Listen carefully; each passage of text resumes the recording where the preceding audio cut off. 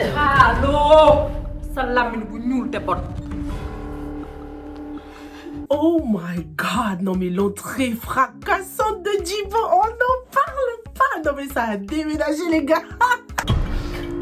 Djibo waaw da nga tiit.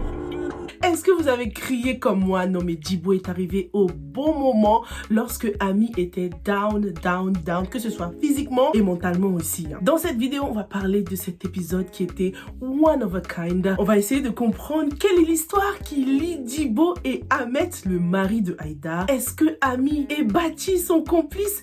Est-ce que Majib a été marabouté? Ce sera tout de suite sur Yuri TV les gars. Si c'est la première fois que vous passez par là, n'hésitez pas à vous abonner et activer la cloche, surtout. Sur cette chaîne, je parle de Karma en détail. En général, je fais des revues, des débriefs, des analyses des séries africaines. Donc, abonne-toi et active la cloche si tu adores les séries africaines. Désolée pour ma voix, les gars. J'ai la grippe. Ça fait quelques jours que j'ai la voix cassée, mais là encore, franchement, ça va, hein. Il y a quelques jours, là, c'était pire. On pouvait même pas m'entendre. Avant de passer au vif du sujet, on va tout de suite annoncer la gagnante du jeu concours Abou Challenge, les gars. And the winner is... Les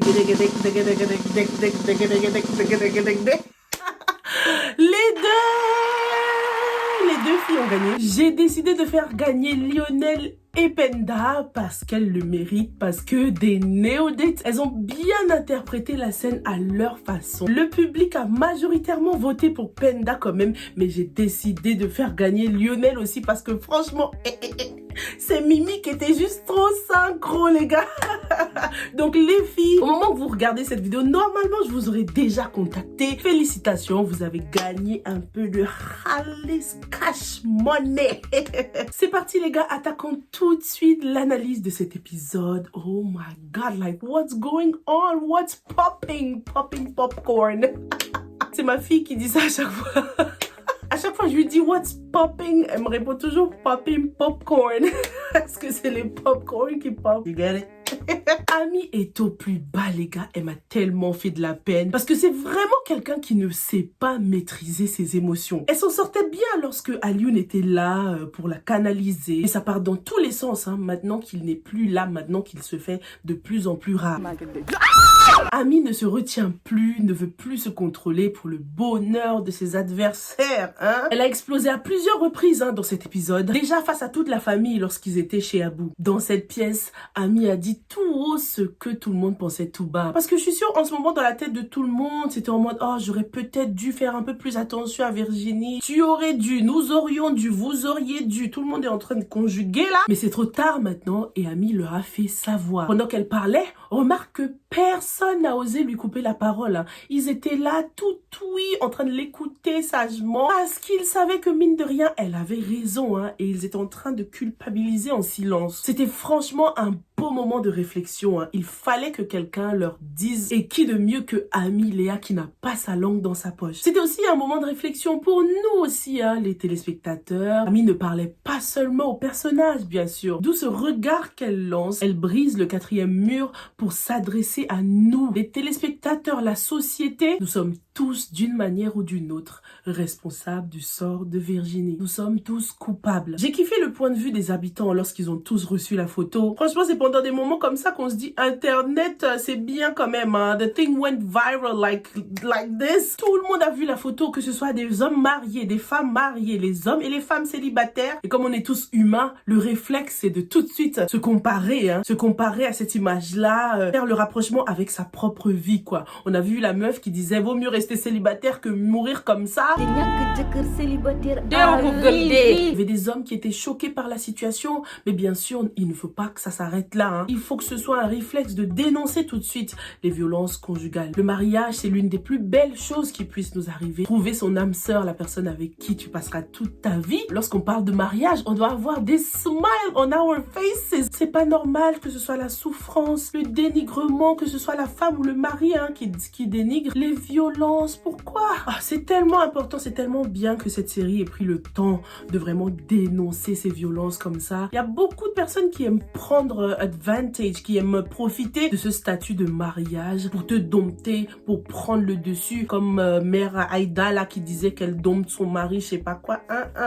C'est pas ça du tout ça. Et merci d'ailleurs à tous ceux qui m'ont réexpliqué la scène parce que je l'avais mal interprétée avec les sous-titres, donc merci à vous. Elle disait pas que le mariage c'était la base, elle disait qu'un mariage devait être fondé sur des bases solides en fait. Même si on est dans une atmosphère triste, j'aimerais prendre un instant pour féliciter tous les hommes et toutes les femmes qui sont dans des mariages sains, heureux, qui sont épanouis dans le mariage parce qu'ils ont compris que c'était divin, it's God's arrangement. La réputation de Abu a pris un coup. Lui qui soignait son image en faisant des dons, etc. Les gens commencent à avoir des messes basses, à un peu trop parler, à le regarder bizarre dans le quartier. Et ça, c'est vraiment le pire pour un pervers narcissique comme lui. Cette histoire n'est plus un secret de famille, c'est vraiment un problème sociétal maintenant, un problème social. Parlons un peu des parents de Virginie. J'ai l'impression que sa mère n'était pas présente. Corrigez-moi si je me trompe, je l'ai cherché mais je l'ai pas vu. Mais son père, on en parle.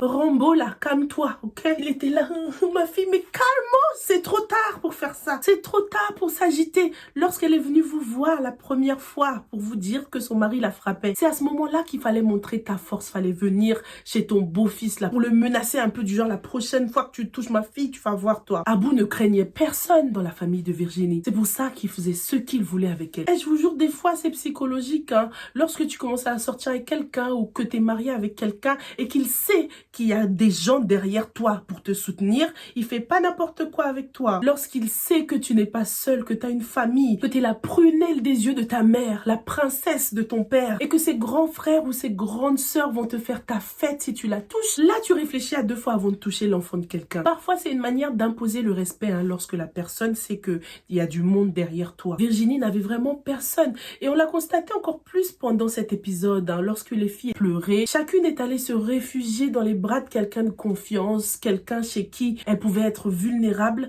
mais Virginie n'avait pas du tout ça. Virginie n'avait personne pour la protéger. Elle n'avait pas un lieu sûr où elle pouvait aller pleurer en paix, à part chez sa sœur parfois. Mais la base, c'est quand même les parents, quoi, lorsqu'on va mal comme ça. Ami allait s'effondrer dans les bras de sa grand-mère. Ndeye Marie a même renoué avec son père. Et Maï n'a pas hésité à courir dans les bras de son mari lorsque ça n'allait pas. Il n'y avait pas grand monde qui était prêt à accueillir Virginie comme ça, à part peut-être Ami et sa sœur. And that's it. Parlons un petit peu du coup de Maï et Lamine. Bon, c'était bref. Lorsque Lamine est arrivé, Kader s'est tout de suite barré. J'ai kiffé ce geste. Il s'est dit, bon, je suis un peu en trop. Vaut mieux que je parte. I gotta get out of here. I got nothing to do here. Et c'était vraiment la meilleure chose à faire. Lamine et Maï ne sont pas officiellement divorcés. Donc, il avait tout à fait le droit de venir la voir pour essayer de la consoler. Et c'était à elle de choisir si elle voulait ou non se réfugier dans ses bras, quoi. On a vu qu'elle n'a pas hésité. Donc, est-ce le début d'une réconciliation? Je me dis que même si Lamine et Maï réussissent à se réconcilier, la route est encore longue pour eux. Déjà, si Medoun souhaite toujours se venger, il va sûrement rendre Lamine impuissant et pas stérile. Parce que dans la revue précédente, je disais stérile. Je sais pas pourquoi, j'arrête pas de dire stérile. Je pense que c'est pire d'être impuissant, non? Les garçons, n'hésitez pas. N'hésitez pas à nous dire dans les commentaires qu'est-ce qui serait pire pour ce couple. En tout cas, si Medoun réussit son coup, alors là, ces deux-là, ils vont se dire, c'est bon, on n'est pas fait pour être ensemble, vaut mieux qu'on lâche l'affaire, quoi. Et c'est peut-être à ce moment-là que Maï va considérer l'option Kader. Qu'est-ce que t'en penses? Abu a avoué qu'il avait tué Virginie.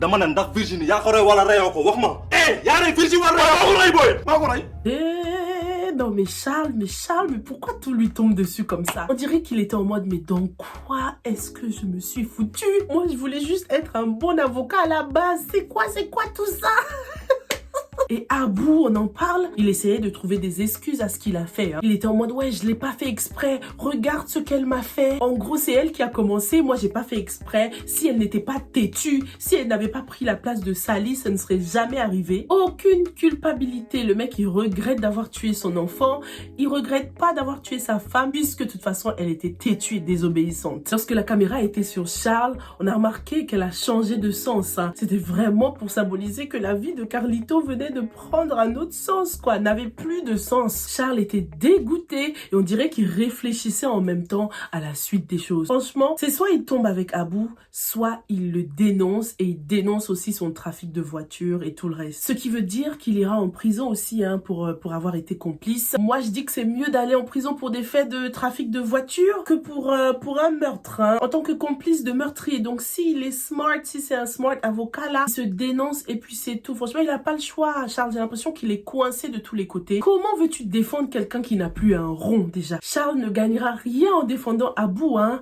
Mais le truc, c'est que Abou les a impliqués jusqu'au coup. Ce n'est plus seulement l'affaire Abou, c'est devenu leur affaire, hein, à eux tous là. Ça, c'est le moment ou jamais de dire la vérité. Lorsqu'on compare Charles et Ouli, on a l'impression que c'est Charles qui a beaucoup plus la pression qu'elle, quoi. On a beaucoup plus de peine pour lui parce qu'au fond, on sait que c'est un mec bien quand même. Un mec bien qui a juste eu beaucoup de bad associations. Même si Ouli et lui sont dans la même situation, Ouli pourra s'en sortir mieux que lui. La police a dit que la scène de crime était contaminée. Mais est-ce qu'elle a été contaminée avant ou après qu'on ait emporté toutes les pièces à conviction? Je pense qu'ils ont eu le temps quand même d'emporter toutes les pièces pour les faire analyser. Surtout qu'il y avait l'arme du crime qui était bien au milieu des policiers là. Oh, ils vont saouler lorsqu'ils n'ont pas pris l'arme du crime. Hein. Elle était en plein milieu, couverte de sang. Avec l'analyse, je pense que ça aurait suffi pour ouvrir un procès. Bati Massamba, l'homme fort, il a donné un petit rendez-vous ce soir à Abou là. Bati Massamba, il est venu lui dire des choses au KLM. Tu sais, l'argent qui était sous ton lit là, et ben c'est moi qui l'ai pris. Je te donne rendez-vous ce soir pour le récupérer. J'étais morte de rire. L'argent qui a failli rendre Abou fou là, il vient lui dire ça comme ça, normal. Toutes ces choses-là, l'argent, la photo de Virginie, c'est un sneak peek du pouvoir de Bati Massamba. C'est juste un sneak peek de l'étendue de son pouvoir. Est-ce que vous pensez que Abou va aller au rendez-vous? Il va sûrement demander à son frère de l'accompagner, ne sachant pas que son frère est derrière tout ça aussi, quoi. Mais qu'est-ce qu'il attend du coup, les gars? Déjà, il y en a beaucoup qui pensent que Bati Massamba travaille avec Ami parce qu'apparemment, ils se sont lancés un regard. J'ai regardé la scène à nouveau et c'est pas un regard qui m'a choqué, quoi. J'ai l'impression que c'était juste un geste poli de politesse. Bati Massamba s'est retourné vers les filles pour présenter ses condoléances à distance. C'est l'impression que ça m'a donné. On dirait plutôt que Ami le regardait en mode vas-y, c'est qui lui?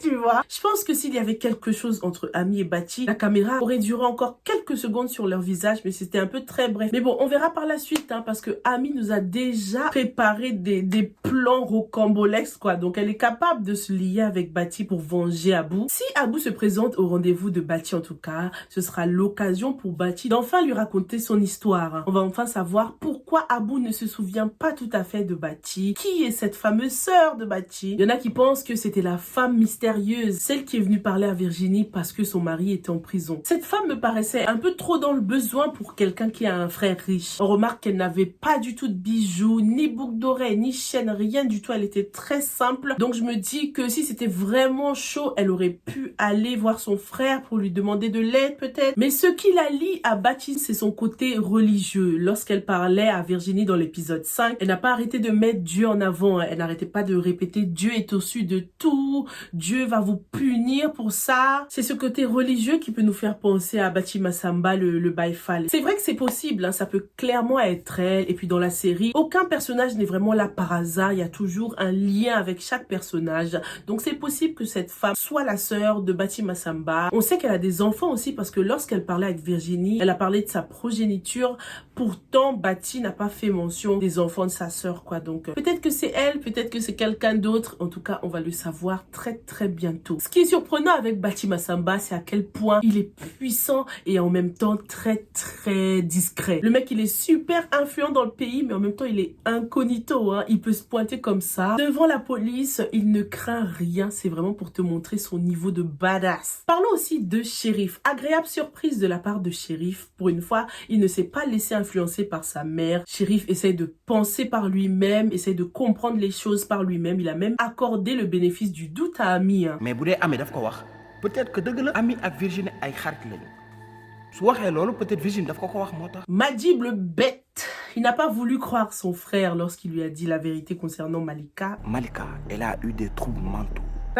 Est-ce que Chérif va aller voir Ami en personne pour lui raconter tout ça? Est-ce que tu penses qu'il pourrait trahir sa famille à ce point? Parce que ce serait une trahison quand même de quitter sa famille pour aller voir l'ennemi numéro 1 de la famille et la mettre en garde contre quelqu'un qui a épousé ta famille, contre ta famille, quoi. Les choses pourraient même se retourner contre lui, hein. Il pourrait lui dire, oui, Chérif, tu connais même pas Sophia et tu la crois lorsqu'elle raconte des choses comme ça. Ça pourrait grave se retourner. En tout cas, il a bien fait de le dire à Madjib puisque ça travaille là-dedans, hein. On remarque qu'en pleine nuit, il n'arrivait même pas à dormir. L'obscurité était vraiment une indication dans le temps. Il faisait très noir partout, que ce soit dans la chambre ou dehors. C'est la preuve qu'on était en pleine nuit. C'était pas la soirée, c'était la nuit noire. Malika était déjà en nuisette, donc ils étaient déjà censés être en train de dormir, ronfler depuis longtemps. Mais Madjib était trop tracassé pour ça. Même si elle a dit quelques vérités, Malika s'est tout de suite fait passer pour la victime, hein. D'ailleurs, depuis le début de la série, je crois que c'est la première fois qu'elle est un peu sincère quand même, Malika. Même si voilà, c'est un peu mélangé avec du mensonge, il y avait quand même un peu de sincérité, hein.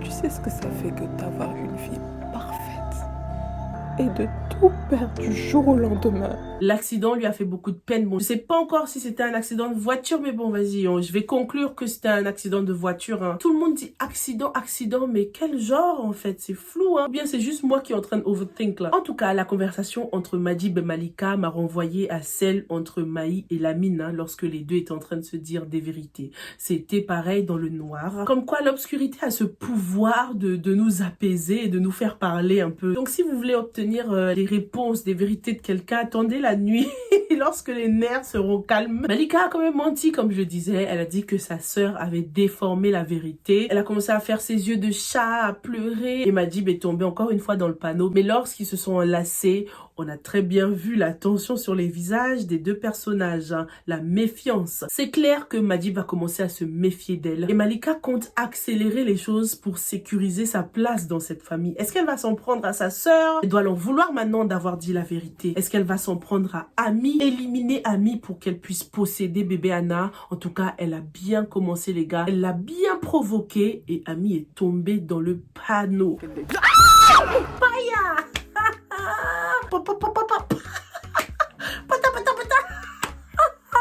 So satisfied. Ça nous a tous défoulés. Non, c'était une gifle bien méritée. Pas forcément le bon timing, mais c'était mérité. Peut-être que la gifle nous a un peu distrait, mais vous avez entendu ce qu'elle a dit, Malika, cette folle. Elle s'est approchée d'Ami, elle a commencé à la toucher. Dès qu'elle a commencé à toucher ses cheveux, là, je me suis dit, no, don't touch my hair. Toi, tu commences à jouer avec le feu. Elle a piqué là où ça fait mal, hein, le point sensible de Ami. Elle a parlé de bébé Anna et elle a parlé de sa grand-mère. Et puis, Anna, elle va même commencer mal. Elle a osé dire que la grand-mère de Ami commençait à vieillir. En gros, elle va bientôt mourir. Non, mais ça va pas. Et voilà, la gifle est sortie, hein.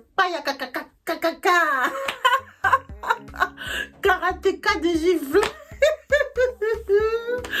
Ah, c'était trop bien. Comme d'habitude, Ami passe pour la méchante, la meuf incomprise. Les gens étaient choqués. Oh, Ami, comment elle a pu la gifler en temps de deuil comme ça? Malika, franchement, elle est trop douée. Là, elle a trop réussi son coup. En plus, t'as entendu le cri qu'elle a lâché?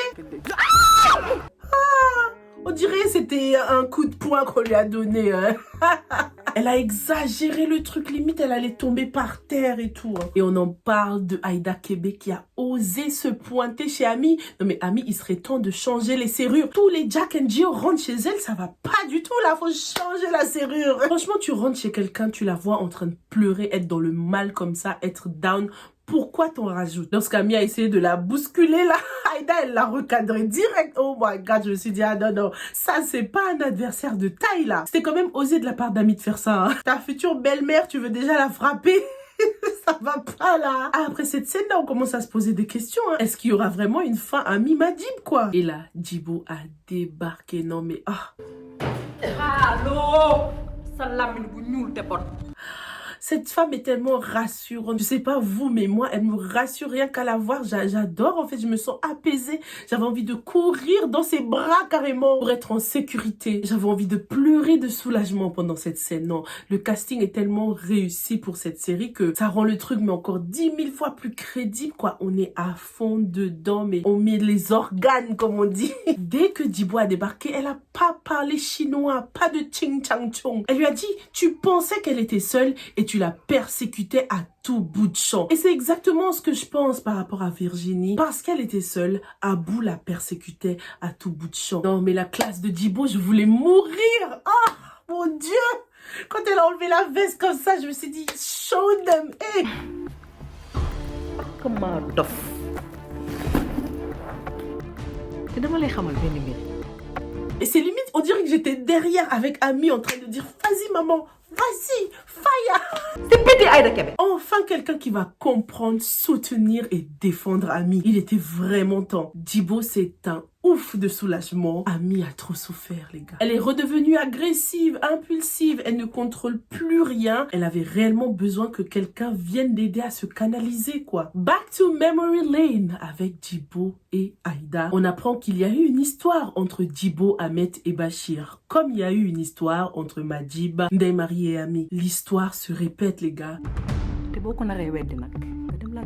Les deux papas, Ahmed et Bachir, ont-ils kiffé sur la même meuf dans le passé? Peut-être que Ahmed était déjà sorti avec Djibo, mais en fait c'était Bachir que Djibo aimait. Vu que c'était une histoire trop compliquée parce que Bachir était déjà marié, elle a préféré tout quitter ce cercle vicieux en épousant quelqu'un d'autre pour essayer de casser, briser ce karma. Sauf qu'entre-temps, Ami est née et la même chose est en train de se produire avec Ami qui est probablement enceinte de Madjib. C'est maintenant que karma prend tout son sens, les gars. Du coup, on se demande réellement si Ami et Madjib vont finir ensemble un jour. Est-ce qu'ils vont avoir le même sort que leurs parents? En tout cas, le générique de début nous donne beaucoup d'espoir avec cette main qui arrête ce karma. Sûrement la main de Madjib qui va décider de tout arrêter et de finir avec Ami. What do you think? Dans le live que j'ai eu hier, on se demandait quel avenir pour Madjib et Ami. Est-ce que ce serait pas trop déplacé que Ami finisse avec Madjib? Dis-moi ce que t'en penses dans les commentaires. Est-ce qu'en fin de compte, Malika n'est pas la femme de sa vie à Madjib, du coup son karma à Madjib, puisque son père lui a toujours dit qu'on n'épousait pas forcément la femme qu'on aimait. Ça nous pousse à nous demander si Ahmed a vraiment épousé Aïda parce qu'il l'aimait ou parce qu'il a eu de la peine pour elle. Parce qu'on se souvient de leur rencontre, Aïda s'est littéralement jetée sur Ahmed, donc il n'avait pas le choix. Peut-être qu'il a appris à l'aimer au fur et à mesure du temps parce que c'est un homme avec un grand cœur. On comprend mieux sa conversation avec Madjib pendant l'épisode 15. Il a parlé d'amour, il a parlé notamment d'un cas de figure intéressant. Aimer quelqu'un qui te procure une quiétude et de la confiance, mais ce n'est pas réciproque. Donc, est-ce que Ahmed aimait Djibo, mais c'était pas réciproque? Ahmed a-t-il réellement épousé la femme qu'il aimait, sa douce moitié? Dis-moi tout dans les commentaires. Vivement la suite des épisodes. Vivement qu'on découvre où se cache Sally. Est-ce qu'elle a déjà quitté le pays ou est-ce qu'elle est toujours au Sénégal? Beaucoup de pression en tout cas pour Abou et on est installé au premier rang avec des pop-corn pour voir sa chute. Merci beaucoup d'avoir regardé la revue. Encore désolée pour ma voix cassée, les gars. J'irai bientôt mieux, je le sens. Prenez soin de vous aussi, ok? Stay safe and stay blessed. Bye.